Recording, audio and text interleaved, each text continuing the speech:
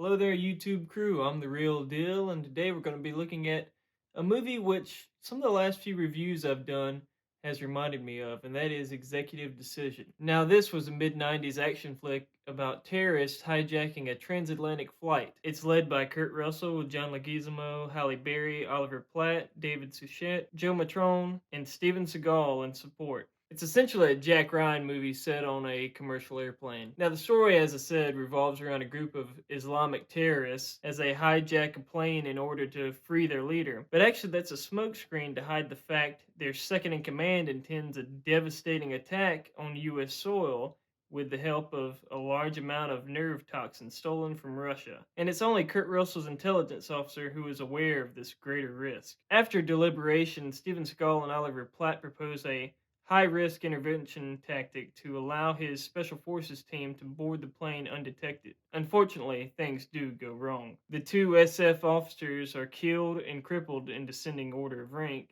Now the remaining team, alongside two civilians, must continue mission cut off almost entirely from their leadership, including the outside command. Now, before we get further into it, I want to debunk a specific myth. There's this urban legend that's cropped up that Steven Seagal's character was supposed to be more of the movie, but because of on-set behavior, they went ahead and killed him off early. And while he did have some bad on-set behavior, including assaulting John Leguizamo, that he was always written to die where he dies in the movie. So there's a twofold reason for why this myth became prominent. First of all, it was marketed as a double bill with Kurt Russell and Steven Seagal, and the first act of the movie reflects this. It actually starts on Steven Seagal's character as he leads a mission. Then they set up this dynamic between Seagal and Russell where they're kind of at odds with each other, but with somewhat of a mutual respect. And it's kind of like the buddy type of setup that you'd expect to see on an ongoing relationship throughout the movie. And that's all intentional because his shock death is meant to heighten the stakes of the movie, and it really does so. And the second reason, of course, is that Steven Seagal's actual bad onset behavior, but he also specifically pitched a fit over this death scene. He argued that his fans didn't like it and went so far to say that it made no sense. And as much as I've grown to dislike Steven Seagal, I actually have to agree with him because the original death was different to what you see in the movie. It did happen in the same spot at the same time, but differently. His head was supposed to pop graphically as the cabin pressure lowers. The version we see in the movies has him heroically sacrifice himself so that the mission can continue.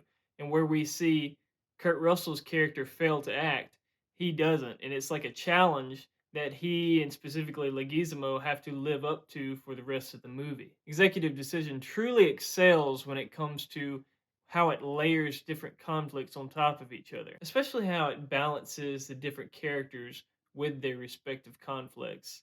Now, you already know the main framework in conflict. Additionally, the team needs to find and defuse a bomb before breaching the main cabins and blasting away the terrorists. But if they can't defuse the bomb in time, they need to identify and take out the triggerman, who is a sleeper agent disguised as another passenger. On the terrorist side, only the lead terrorist knows the true plan. And even when it's made clear the US government knows about the bomb and will not allow him into US airspace in order to succeed in his plan, he will not back down. Also, the boarding incident sees the loss of communications to the war room. They have no idea that any of the team made it there alive, and they have zero concrete evidence of a bomb even being there, meaning if they do shoot the plane down, they kill 400 Americans without the ability to show there was greater loss of life at stake. And at the Special Forces team side of it, they have to have the faith that the war room is going to hold off until as late as possible in the hopes that they're still alive, which fortunately they do. Everyone waits until the 11th hour to act, and that's because DC is hoping that the team is still alive and still able to act, and the team is waiting in hopes that they can neutralize the bomb before they go guns blazing. Now, the elevating conceit of this movie is that you have two non special forces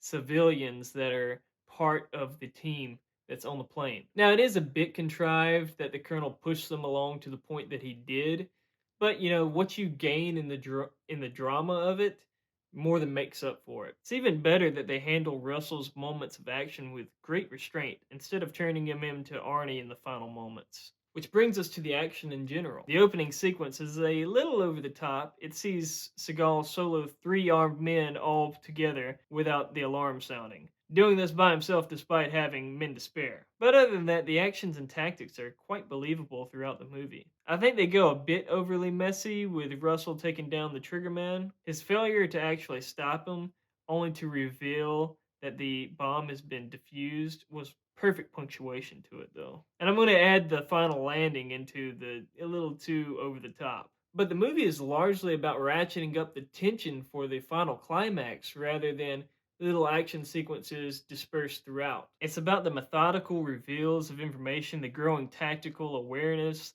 the growing impregnability of the bomb, the growing temper of the lead terrorist, and you can't forget about Halle Berry sticking her neck out further and further on the line to protect passengers and help Russell. Now, this film is almost a masterclass in setups and payoffs. It's quite clear from Russell's intro that he will have to land the plane, but because of how well the conflicts stack on top of each other and draw you into the movie, you forget this is where it's going until it's thrust upon Russell. There's also telling lines like the Colonel clapping back, Well, who the hell else is gonna do it? You? and Cappy telling Leguizamo, I guess that's why they pay me the big bucks. For what? To save your rat ass. That's what I want to hear, old dog. This one's interesting because it's sort of a reversal in that Leguizamo has to take care of Cappy and step up as a leader, but it also becomes a fulfillment when Cappy walks through Platt into disarming the bomb. But unfortunately, the film's two real flaws comes from underdeveloped setups. Interestingly, they're both connected to the Colonel. See, he and Russell are at odds due to the opening mission and perhaps previous ones. Seagal feels like Russell gave him bad intelligence. Russell feels like Seagal's op was performed too late. Despite this, Seagal acts on Russell's opinion about the hijacking being a secret attack rather than about freeing an Islamic State leader. He then brings Russell along for on-site intelligence, but Russell wasn't supposed to board the hijacked plane. He didn't give a brief to the Special Forces team on the way, and if there was previously a way to transmit video, he might as well have stayed with the DC War Room. So honestly, there isn't really a good reason why Russell is thrown into the mix. But they really could have sold it. I think, Seagal saying what he says, on-site intelligence would be what brings him along. But then what he really wants to do is like, hey man, I want you to see what my team goes through, what we go through to prepare, what we go through to do this. This is going to be a quick turnaround. I want you to see what a quick turnaround is for my crew. And they live and die by the information you give them. So that works as a targeted challenge to them that gets amplified when, of course, the Colonel sacrifices himself. And of course, you'd amplify Kurt Russell's kind of animosity towards the Special Forces guys who are screwing up his intelligence gathering, right? And now he gets to say, maybe I'm a bit of a butthole, and now he's got to be the guy on the ground. It's a minor little adjustment, but it switches out contrivancy for legitimacy. The other thing is you have John Leguizamo, who should be having a parallel arc. See, in the opening, you see him turn his back from a unchecked door, which gets his partner killed. This should have been a point of contention between him and Seagal. The Colonel should have chewed Leguizamo's butt out for not doing his job properly, and he should have had concerns about bringing him on to the current mission. So that puts Leguizamo right alongside Russell when it comes to the challenge of you need to step up and be a leader and do things right, following the Colonel's death and Cappy's broken back. It gives the guys a stronger connection and can amplify the moments of conflict between them, and it increases the propulsion of the plot, and it also allows for Steven Seagal's character to have a greater impact after his death. Executive Decision is a great action movie, but this is what keeps it from being at the level of Predator and Die Hard. Well, that's all I've got. Let me know the last time you watched Executive Decision and what you think about it. I'm The Real Deal. Goodbye.